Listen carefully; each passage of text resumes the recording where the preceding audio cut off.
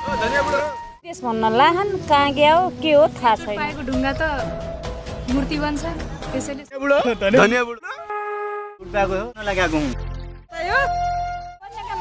बुढीलाई विदेश लाहनलाई ठुक्क लाज्न भ्या कतिजना लाग्नु भयो बुवा किन लाग्नु भएको त छैन के दिदी बुवाले रिस उठ्यो होला अर्काको घरको अब बुवालाई पनि हेप्न थाल्यो हाम्री आमा घरमा हुनु बाहिरको मान्छेले यसरी हेप्ने यस्तै छ हेर्न सहकारी मिटिङमा धेरै धेरै धन्यवाद छ। धेरै ऋण दिनु चाहिरहेको आज मलाई ऋण चाहिएको छ। पहिलाको छ म हजुरसँग लिन चाहन्छु हजुर। मलाई ऋण छिटो दिनु मेरो बाबु भोगाइसक्यो म त पहिला पनि 2000 बाँकी रहेछ कतिजना दिन जाने हैन हैन मान्छे आउनुपर्छ सानो मान्छे आएर हुन्छ त्यो त मलाई थाहा छैन त्यो त लिने मान्छेलाई थाहा होला बेला चाहिँ ठुलो मान्छेले लिने अनि तिन्ने बेला चाहिँ बच्चालाई पठाएर हुन्छ खोइ त आमा विदेश तेरो आमा विदेश कको अक्षर नजान्नेले पनि विदेश गाह्रो छ हो। कुन चाहिँले उतै बेचिदिन्छ थाहा छैन।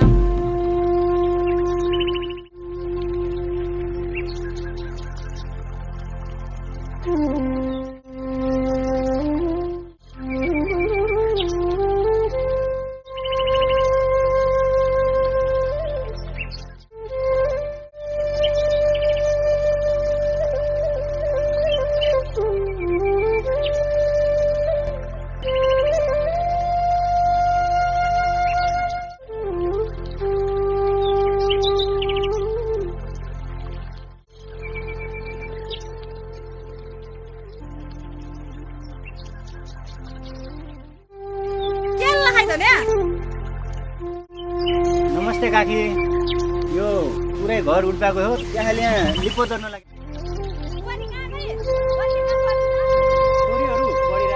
छोरीहरूले पनि गरिरहेको पनि हुन्छ नि मैले गरे हुनु र लाजको मरि जानु बुहारीले गर्ने काम अब गर्न लागेको घरको काम महिलाले मात्र गर्छ र छोरा मान्छेले गर्नुहुन्न। छि छि छि छि तपाईँले के अप्ठ्यारो भयो तपाईँको के टाउको दुख्यो के काम गर्नुहुन्छ के काम गर्नुहुन्न तपाईँ जानुहोस् बुढीलाई विदेश लाहनलाई ठुक्क लाज्न भ्याका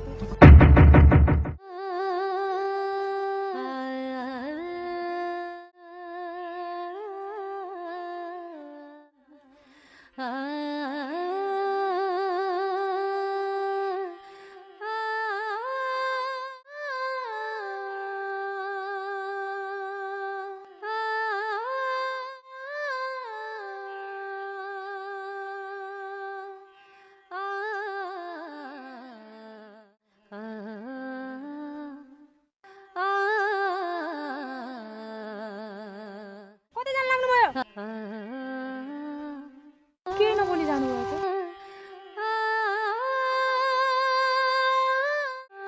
बुवा किन नबोलेर जानुभयो रिसाउनु भएको त छैन हो कि दिदी बुवाले रिस उठ्यो होला तर किन के कारणले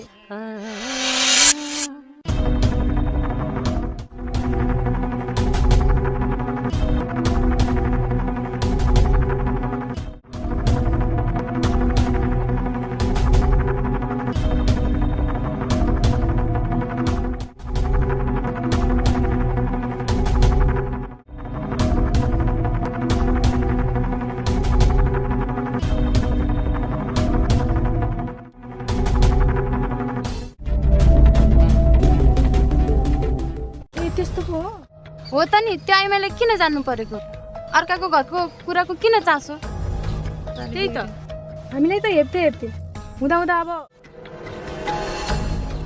के गर्नु हाम्री आमा घरमा हुनु भएको भए आज बाहिरको मान्छेले यसरी हेप्ने थिएन है यो समाजमा एकल पुरुषलाई पनि गाह्रो महिलालाई त थियो समाज नै यस्तो छ हेर्नु सबले सँगै भएको भए कसैले बोल्ने बाटै पाउँथेन अहिले भन्छ नि सहनुपर्छ रहेछ किन के भएको छ र तँलाई भन्न पो नै सधैँभरि हामीलाई दुःख मात्रै दिन्छ त्यस्तो सोचेर हुन्न बहिनी किनकि यहाँ जो कमजोर छ त्यही हेपिन्छ खेलाउनु हुन्न के सहनुपर्छ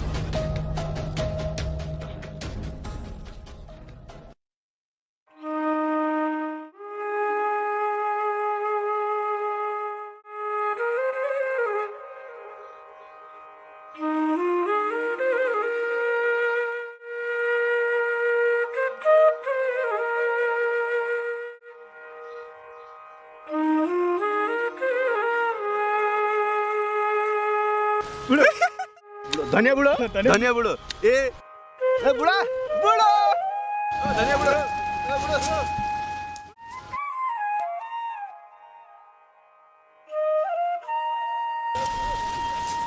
धनिया बुढो धनिया बुढो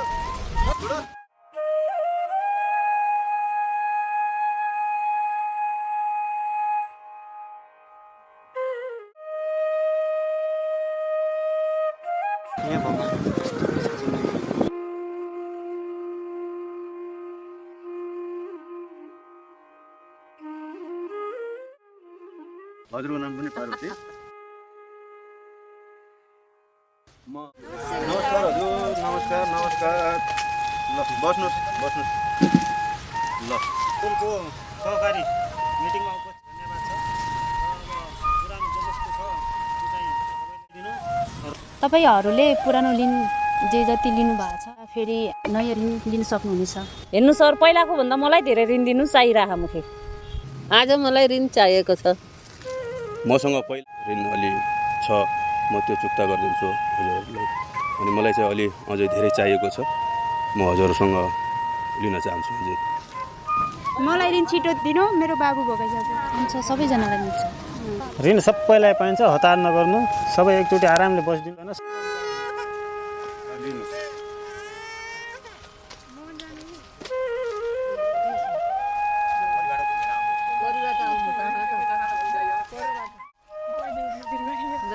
पार्वती देवीबाट उहाँको नाममा त पहिला पनि 2000 बाँकी रहेछ। त्यो त मलाई थाहा भएन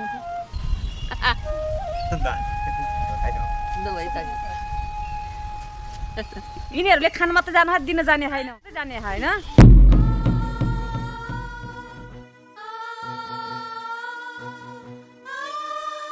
तपाईँको ठुलो मान्छे आउनुपर्छ सानो मान्छे आएर हुन्छ? त्यो त मलाई थाहा छैन। त्यो त लिने मान्छेलाई थाहा होला। लिने बेला चाहिँ ठुलो मान्छेले लिने अनि तिन्ने बेला चाहिँ बच्चालाई पठाएर हुन्छ खोइ त आमा आमा विदेश खै विदेश भन्न लाहन कहाँ गयो के हो थाहा छैन। पुगे त तेरो आमा विदेश कको अक्षर नजान्नेले पनि विदेश फर्किन गाह्रो छ हो। कुन चाहिँले उतै बेचिदिन्छ थाहा छैन।